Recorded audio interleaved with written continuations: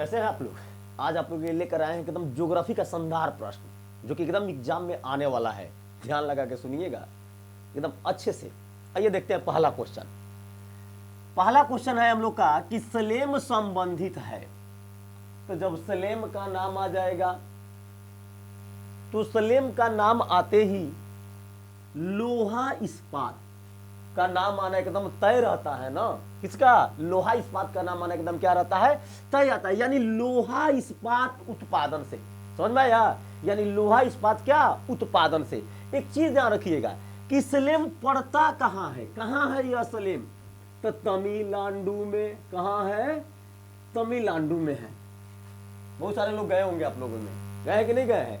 तमिलनाडु में पड़ता है सलेम। याद रखिएगा, कभी कभी दे देता है कि सलेम किस राज्य में पड़ता है, तो कहां पड़ता है? तमिलनाडु में। और इसका एक और खूबी है।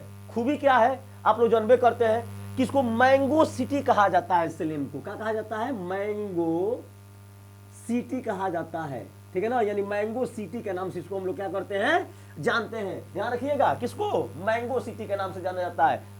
जिसको आम खाने का मन करेगा ना, चला जाएगा एकदम कहां? मैंगो सिटी में। ठीक है, तो मैंगो सिटी के नाम से उसे क्या किया जाता है? जाना जाता है। याद रखिएगा। नेक्स्ट क्वेश्चन है का कि जनांकीय संक्रमण का सिद्धांत किसने दिया था? देखिए, जनांकीय संक्रमण का सिद्धांत, ये ऑप्शन के अनुकूल हम लोग मारते हैं।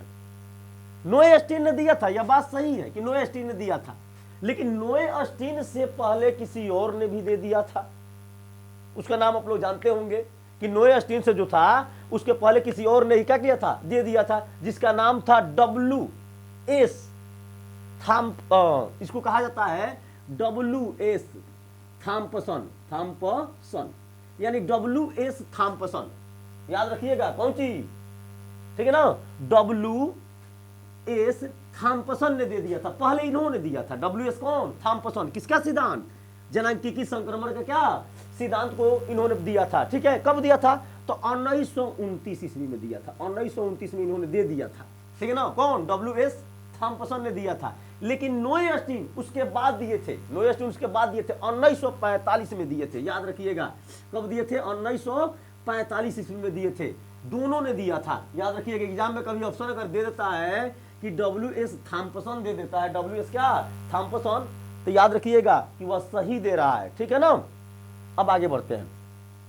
किस राज्य में गोंडवान कोयला क्या किया जाता है? पाया जाता है। देखिए, जब गोंडवान कोयला की बात आती है तो पहले के लोग जो होते थे हमारे, ठीक है ना, जब बिहार झारखंड से अलग नहीं हुआ था, ठीक है, तो उस समय कोयला खदानों में लोग जाते थे काम करने के लिए। कोयला खदानों में लोग काम करने के लिए जाते थे। काले काले लोग होते थे, देखते होंगे। ठीक है ना? तो वह जाते थे क्या? कोयला खदानों में क्या करते थे? काम करते थे। तो गोंडवान जो कोयला है यह झारखंड में पाया जाता है। कहां पाया जाता है? झारखंड में। और सबसे बड़ी बात यह है कि झारखंड में पाया जाता है। और यह कितना किलोमीटर क्षेत्र में क्या है? पहले आप लोग को मालूम होना चाहिए कितना किलोमीटर। तो 90,650, यानी याद रखिएगा कि यह 90,650 वर्ग किलोमीटर में यह क्या है? फैला हुआ है। एग्जाम में पूछ देता है कि गोंडवान जो है, गोंडवान का कोयला क्षेत्र कितने किलोमीटर में फैला हुआ है? तो 90,650 वर्ग किलोमीटर में यह क्या है? फैला हुआ है। याद रखिएगा इसको। नेक्स्ट क्वेश्चन देखते हैं कि बिहार में गरीबी रेखा से नीचे कितने प्रतिशत लोग हैं? ठीक है ना? तो याद रखिएगा कि 40% से अभी, ठीक है ना, 40% लोग जो है, कौन प्रतिशत? 40%, यानी 40% लोग जो है आज भी बिहार में गरीबी रेखा से नीचे अपना जीवन क्या करते हैं? गुजर बसर करते हैं। ठीक है ना? कई प्रतिशत? 40% से। ठीक है, तो इस चीज को देखिएगा, गरीबी का वजह क्या है।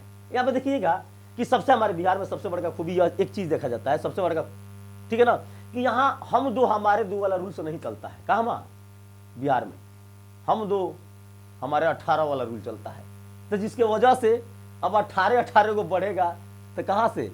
यानी गरीबी बढ़ेगा। क्यों? क्योंकि ना तो उसको उच्च शिक्षा मिल पाएगा, कुछ नहीं मिल पाएगा, जिसकी वजह से क्या बढ़ेगा? गरीबी। तो आज भी 40% से अधिक लोग जो है वह गरीबी रेखा में अपना जीवन क्या करते हैं? व्यतीत करते हैं। नेक्स्ट क्वेश्चन देखते हैं। नोएडा किस राज्य में स्थित है? तो नोएडा की अगर बात आती है तो नोएडा जो है उत्तर प्रदेश में। एग्जाम में देता है, लेकर दिल्ली मार देता है सब। क्या है कि देखिए, नोएडा जो है यह उत्तर प्रदेश में पड़ता है। ठीक है ना? नोएडा उत्तर प्रदेश में पड़ता है।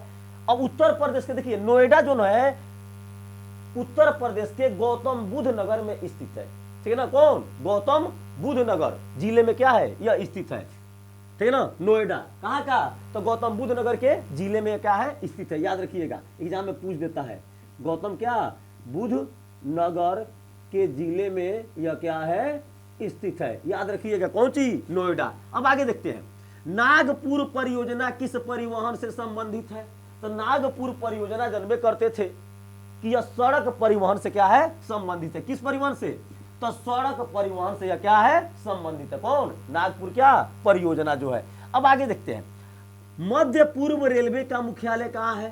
तो मध्य पूर्व रेलवे का मुख्यालय कहाँ? हाजीपुर में है। एक चीज यहाँ पे ध्यान से सुनिएगा, पहले जो था ना 16 गो जोन था, 16 गो जोन था, लेकिन यह बढ़ के अब 18 गो हो गया है। कई गो हो गया है? 18 गो। याद रखिएगा कौ गो हुआ है?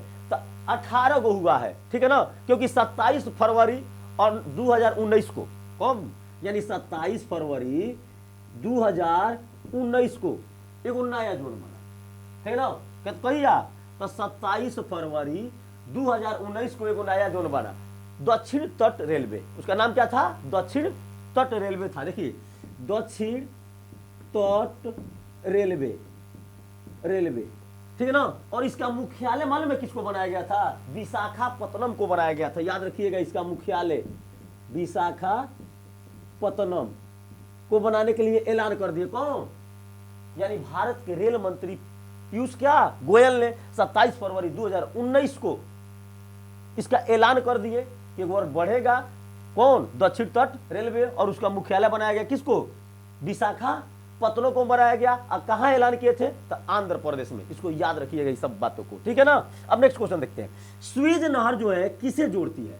तो स्वेज नहर जो है भूमध्य सागर एवं लाल सागर को क्या करती है? जोड़ती है। यानी भूमध्य सागर और लाल सागर को क्या करती है? जोड़ती है। अब एक चीज ध्यान रखिएगा, स्वेज नहर जो है ना, यह कृत्रिम नहर है। आप लोग एकदम इस बात को ध्यान रखिएगा कि यह जो है कृत्रिम नहर है। कृत्रिम माने बनावटी, जैसे पोखरा होता है ना, बनाया गया होता है काट कुट के, तो उसी तरह स्वेज नहर को यानी बनाया गया था कृत्रिम व्यापार व्यवसाय के लिए। इसको क्या किया गया था? बनाया गया था। अब कब बनाया गया था? तो यह 1869 ईस्वी में बनकर क्या हो गया था? तैयार हो गया था। याद रखिएगा कौन नहर? स्वेज क्या नहर, ठीक है ना। और स्वेज नहर पड़ता कहाँ है? ये कहाँ है? कहाँ है स्वेज नहर? याद है ना? कब? 1869 ईस्वी में यह बनकर क्या हो गया था? तैयार हो गया था। ये मिस्र में पड़ता है। कहाँ पड़ता है? मिस्र में। याद रखिएगा, यानी मिस्र में यह क्या होता है? पड़ता है, ठीक है ना। कौन नहर? स्वेज नहर। अब आइए, विश्व व्यापार संगठन का मुख्यालय कहाँ है? तो जेनेवा में है विश्व व्यापार संगठन, ठीक है ना। यानी इसको कहा जाता है WTO, वर्ल्ड ट्रेड ऑर्गेनाइजेशन, ठीक है ना। यानी विश्व व्यापार संगठन का मुख्यालय कहाँ है? जेनेवा में है। और देखिएगा जेनेवा में इसका मुख्यालय है। किसका? विश्व व्यापार संगठन का। और विश्व व्यापार संगठन का स्थापना कब हुआ था? तो 1 जनवरी 1995 को। याद रखिएगा 1 जनवरी 1995 ईस्वी को इसकी क्या हुआ था? स्थापना हुआ था, ठीक है ना। तो याद रखिएगा विश्व व्यापार संगठन का मुख्यालय कहाँ है? जेनेवा में है। और इसकी स्थापना 1 जनवरी 1995 को हुआ था, ठीक है ना। और जेनेवा कहाँ पड़ता है? तो स्विट्जरलैंड में पड़ता है। याद रखिएगा कहाँ? स्विट्जर क्या लैंड में पड़ता है। नेक्स्ट क्वेश्चन देखते हैं, क्षेत्रफल की दृष्टि से भारत का सबसे बड़ा राज्य क्या है? राजस्थान। क्षेत्रफल की अगर बात करते हैं, ठीक है ना, एरिया की अगर बात करते हैं, तो एरिया में सबसे बड़का की अगर बात करते हैं तो वह क्या है? राजस्थान है, ठीक है ना। याद रखिएगा। और सबसे अगर छोटा की बात करते हैं तो वह क्या है? गोवा। क्या है? गोवा। उसका नाम रखिएगा छोटा में, क्षेत्रफल की दृष्टि से सबसे छोटा क्या है? गोवा है। याद रखिएगा, भुलाइएगा मत, बड़ा छोटा दोनों बता दिए हैं, ठीक है ना। अब आइए, रबड़ किस प्रकार की कृषि है? तो रबड़ जो है रोपड़ कृषि होता है। क्या होता है? रोपड़ कृषि। एग्जाम में बहुत पूछता है कि रबड़ किस प्रकार की कृषि है, तो यह रोपड़ कृषि है, ठीक है ना। और रोपड़ कृषि है व्यापारिक कृषि के अंतर्गत ही इसको क्या किया जाता है? रखा जाता है। याद रखिएगा। अब है क्या कि हुबली किस राज्य में है? तो हुबली कहां पड़ता है? कर्नाटक में पड़ता है। कहां पड़ता है? कर्नाटक में पड़ता है। और यह एक ऐतिहासिक नगर भी है। याद रखिएगा कौन नगर? ऐतिहासिक नगर है। कौन? हुबली, ठीक है। चलिए अब आगे बढ़ते हैं, भारत में सबसे पहले सूती मिल कब लगाई गई थी? तब भारत में देखिए सबसे पहले सूती मिल 1854 ईस्वी में लगाई गई थी। लगाया तो पहले गया था, पहले तो कलकत्ता में स्थापित किया गया था, कहाँ, कलकत्ता में, लेकिन वो सफल रहा। उसके बाद से मुंबई में स्थापित किया गया, वो सफल रहा। फिर तीसरा बार एकदम नए तरीके से तैयार करके क्या किया गया, मिल को स्थापित किया गया, ठीक है ना, काबसी जी डाबर के द्वारा। किसके द्वारा, काबसी जी डाबर, याद रखिएगा, यानी काबसी जी डाबर के द्वारा मुंबई में स्थापित किया गया और यह सफल रहा। इसीलिए हम लोग सफल का नाम जानते हैं कि भारत में सबसे पहले सूती मिल कब लगाई गई थी, तो 1854 ईस्वी में। किसके द्वारा, तो काबसी जी डाबर के द्वारा। कहाँ, मुंबई में स्थापित की गई थी, ठीक है ना, और यह पूर्ण रूप से क्या रहा, सफल रहा था। नेक्स्ट क्वेश्चन देखते हैं, निम्न में से कौन सा सघन जनसंख्या वाला क्षेत्र है।